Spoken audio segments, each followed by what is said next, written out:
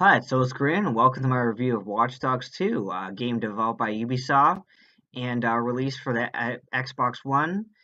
And it's a free roaming hacking kind of game with a kind of a GTA spin, with your guys' ability to hack the environment and jack cars and shoot in slow motion, Max Payne style, interact with the environment quite a bit, a little bit more than Grand Theft Auto ever does, actually. The main protagonist's name is Aiden Pierce, and he is a fixer. And in a hacker sense, it means that he is the kind of person that you send to scare away other people that have been doing wrong things in their hacker community. A very capable protagonist. The story goes that he lost his niece in a murder committed by someone, and he is out on his this revenge quest to protect the rest of his family, his sister and her son Jackson, from the underworld of the hackers.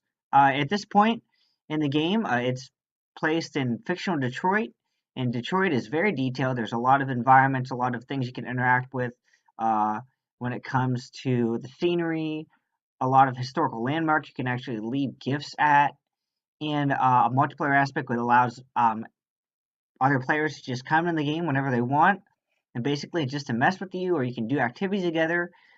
He is Aiden is able to carry a lot of weapons on his person. He's able to slow down time like a Max Payne, and he is just he's something. You know, he does not have a ton of personality, and his interactions with other characters are they're awkward because he's such a distant, brash character, and he's a hardened guy. But the gunplay is tight, just as tight as in a GTA game. The driving is it's not GTA caliber. The driving mechanics are kind of rough. I mean, your car just kind of stops instantaneously when it hits pretty much anything, which sucks. When it besides these little posts here, other cars make your car just collapse pretty much and flip, and it does all kind of weird physics stuff. But the races are a lot of fun, and a lot of times you'll be driving away from the cops that will continually chase you. Um, and that's unfortunate because they're kind of dumb also.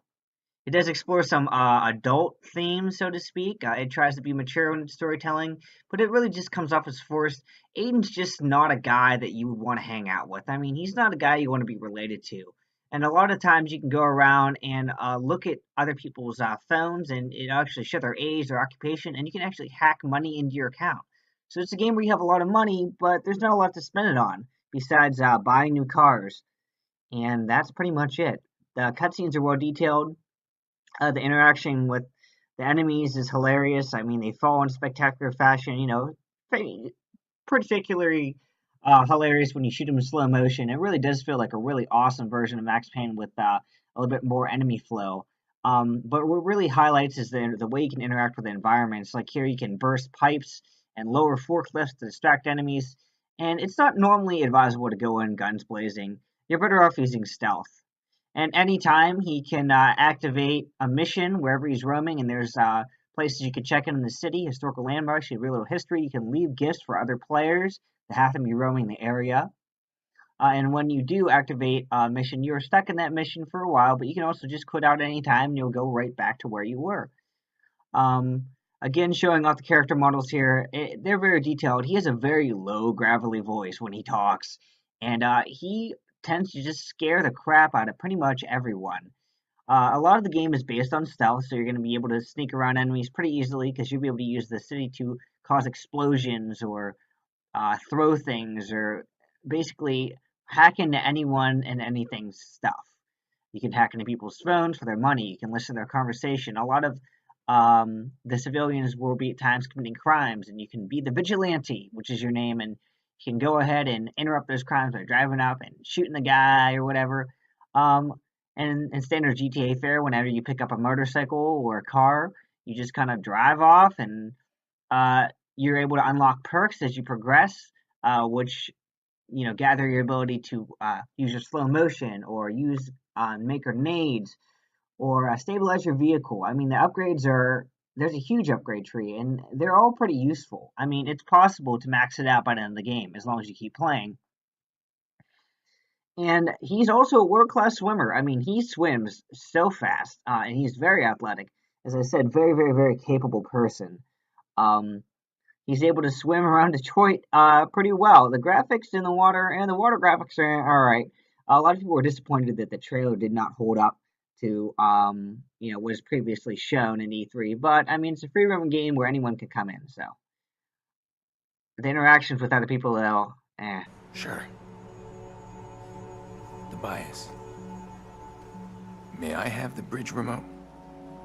Please? I built it, you know. The remote. Yeah, That's what I do, I build. that's great. Let me have it. Yeah. Fine. Sure.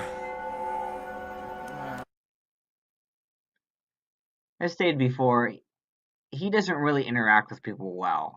You can see me just kind of hacking people's bank accounts here, and that's pretty much the gist of the game. It's just hacking through the game and picking up people's intel and whatever you need them to do, and fighting enemies occasionally. And the gunfights are excellent.